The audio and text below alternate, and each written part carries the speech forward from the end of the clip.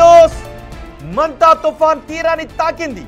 ఆంధ్రప్రదేశ్లో ఈ మంతా తుఫాన్ తీరాన్ని తాకింది. ఈదురు గాలుల ప్రభావంతో తీరాన్ని తాకిన ప్రదేశంలో గాలుల తీవ్రత చాలా ఎక్కువగా పెరిగింది. సుమారు ఈ సమయంలో 100 నుంచి 110 కిలోమీటర్ల వేగంతో ఈదురు గాలులు వీస్తూ ఉన్నాయి. భారీ వర్షం కూడా కురుస్తూ ఉంది. తుఫాన్ ఇప్పుడే తీరాన్ని తాకింది. ఇక్కడి నుంచి అంటే సుమారు 7 గంటల సమయం అయింది. మనం అనుకున్నట్టుగానే వెదర్ అప్డేట్స్ని యాక్యురేట్గా అధికారుల నుంచి తీసుకొని బిగ్ టీవీ మీకు చాలా యాక్యురేట్గా అందిస్తూ ఉంది. తుఫాన్ని మనం అనుకున్నట్టుగానే 7 గంటలకు తుఫాన్ తీరాన్ని తాకింది. అదిగో చూడండి ఒకసారి, తుఫాన్ తీరాన్ని తాకుతున్నటువంటి దృశ్యాలు మీరు చూసారా? ఒకసారి చూడండి, అదిగో సుడులు తిరుగుతున్నటువంటి గాలులతో ఆ తుఫాను తీరానికి చేరువవుతుంది.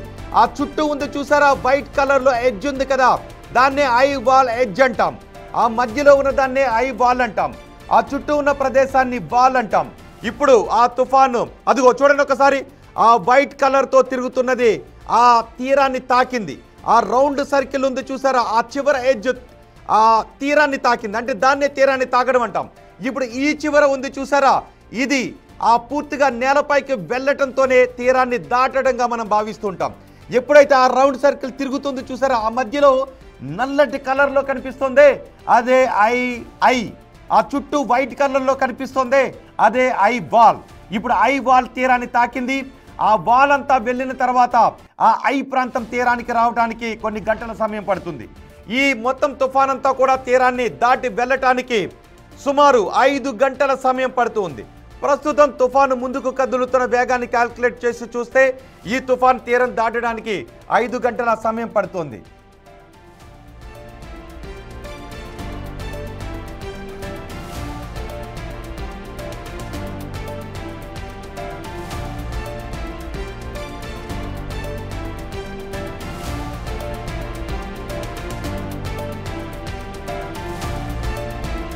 మొత్తం చూసారా, ఆ ఐ విడుతులోనే ఆ ఐ పరిధిలోనే మొత్తం కోనసీమ అంతా ఉంది.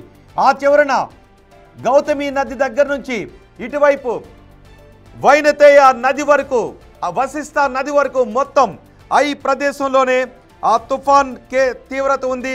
ఇప్పుడు తుఫాన్ తీరాన్ని తాకింది. ఇక్కడ నుంచి తుఫాన్ 5 గంటల సమయంలో తీరాన్ని దాటి వెళుతుంది. తీరాన్ని తాకిన తర్వాత గాలుల వేగం 120 కిలోమీటర్లతో పెనుగాలులు వీస్తున్నాయి. ఇప్పటికే చాలా చోట్ల చెట్లు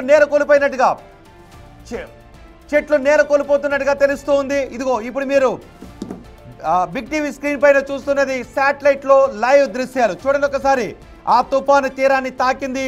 ఆ తుఫాన్ ఐ తీరానికి దగ్గర అవుతుంది. తుఫాన్ ఐ కూడా దగ్గర అయ్యే కొద్దీ గాలుల వేగం మరింత పెరుగుతుంది.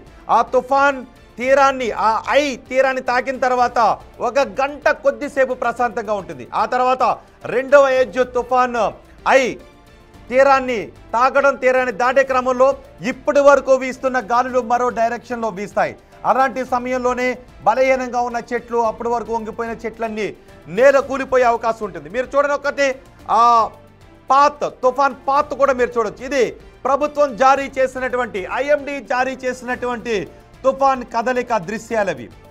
తుఫాన్ తీరాన్ని తాకింది. మరికొద్దిసేపట్లో తుఫాను తీరాన్ని దాటి వెళ్ళబోతోంది. అదిగో అదే తుఫాన్ పాత్, అక్కడ మీకు వైట్ కలర్లో మీకు కనిపిస్తుంది, అదే తుఫాన్ పాత్.